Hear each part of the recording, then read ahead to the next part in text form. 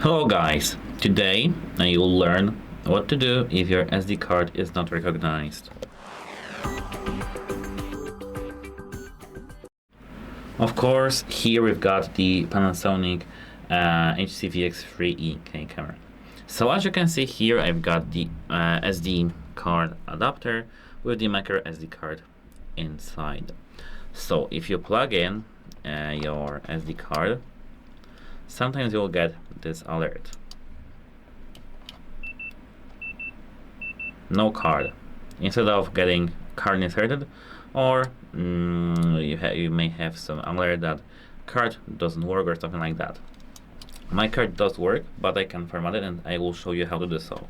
At first, you need to click the menu button on your camera, and now you need to go to the setup. Here, you need to now scroll down till you see here the, wait a moment, where was that? Here. No, it wasn't here, it will be here. As you can see, format media, we've got it here. Tap format media, and yes, this should fix your issue, but of course you need to remember that you will have all the data resetted on your camera. So you know, it's something for something, right? But regardless of this, your SD card should now work. If it doesn't work, still the issue is placed somewhere different. So what to do if it doesn't work?